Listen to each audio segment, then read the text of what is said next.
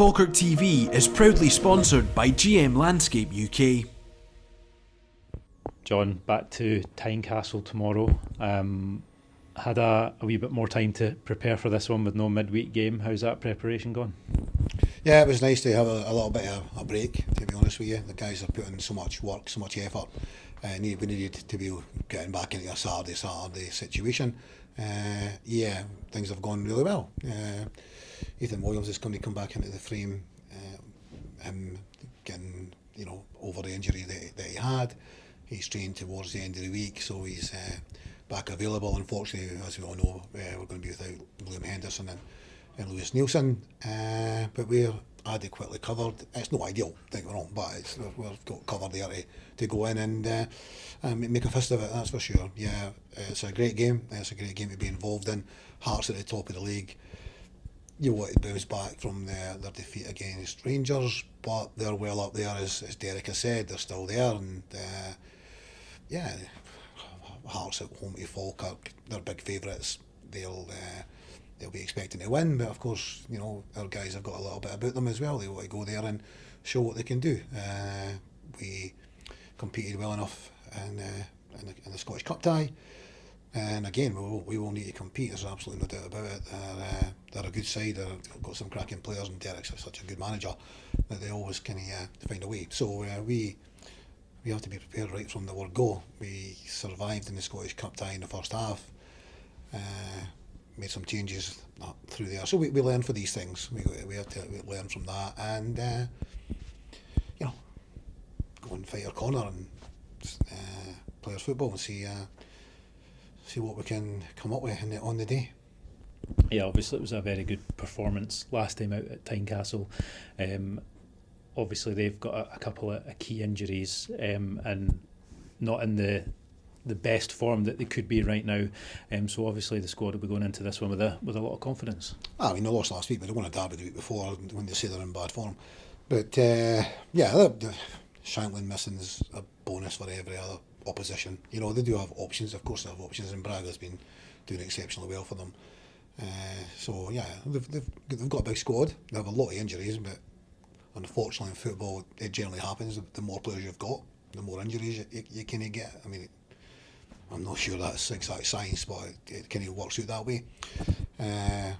We all have our injuries throughout the time and suspension, so we've incurred that with our centre backs, and we need to roll the sleeves up and get on with it type thing. Yeah, it can be fortunate that there's Cammy Devlin been doing a great job for them this season, and Lauren Shanklin's just been a great player for Hearts full stop. So yeah, but as I say, it's like all these scenarios, one door closes, another door opens, and something might come in and be a revelation for them. Magnuson goes on in the game against Hibs and gets the winner. So these things happen, and yeah, we know it's still a very, very tough game for us. We'll be well underdogs there. At Tynecastle have been flying, so yeah, it's a good game to look forward to though. We are very much still needing points on the board. We want to try and consolidate this sixth position. We want to be in the top six. We want to be part of this run-in. I mean, how exciting is it going to be if we can get at this and be in these big games towards the end of the season and play a part in it? The atmospheres in these games are going to be electric when it gets to that point. So we're 6 games away from the split. 6 big games, 6 huge games, and then even bigger and more important games to come after that with a bit of luck. But we need to continue picking up points. Tynecastle's going to be a hard place to do it, but we're going to give it the best shot we can.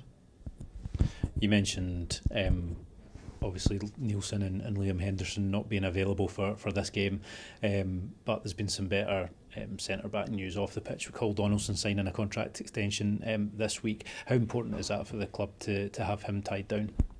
Yeah, well, we don't get caught sleeping behind the wheel. We're always looking to try and go forward.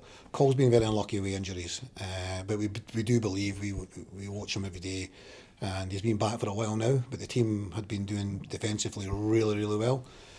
And he's had to, bide his time to kind of get in. He played 90 minutes against a Dundee bounce game. He then plays against Tennismuir for the 90 minutes. And he goes on in the game against Dundee United. So he's as ready as he can be to go in. Yeah, we're looking forward. That's why we've extended his contract, because we're looking forward into next season. Cole's done a great job. off the park as well as on the park. When he's not been available, he's been a great leader in the dressing room. He's helped Brad a lot. Brad's been magnificent in these situations. Yeah, so maybe take a little bit of stress and strain off of Brad a little bit as well, which, you know, he's been doing, you know, excellent over the period of time that he's been here. Yeah, but going forward, it's great to have Cole on board, and as I say, we're always building, we're always looking forward. We feel Cole's got a big part to play in that, and we're delighted that he, you know, we could agree terms and look to go forward. One player committing the next couple of years to the club, another going out on loan today, Aiden Nesbitt away to Arbroath. Just another chance for a player who's recently returned from injury to get some game time. Yeah, exactly that. His game time between now and the end of the season.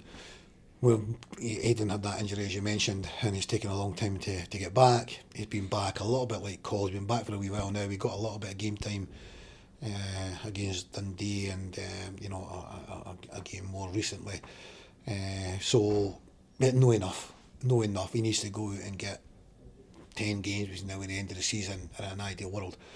And he's going to an Arbroath team where Tom Lang is already there, and they're a team who's in the playoff position. Big game is coming up for them. It'll be really, really good for him to get that game time. It's worked out for Barney, you know, and we think it's a good thing just to go. I mean, maybe play bits and pieces here, but no enough. Having been out, he didn't want to be out for basically a whole season and not getting playing football. So we need him to go and play football, to come back with us in the summer and be ready to kick on next season right from the start, and hopefully gets an injury-free season. But yeah, I think it's all good for him, and we hope that David Gold and Colin Hamilton, the two young managers, have been doing a great job, and Aiden will go and help them along the way. John, thank you very much. All the best for tomorrow's game. Thank you.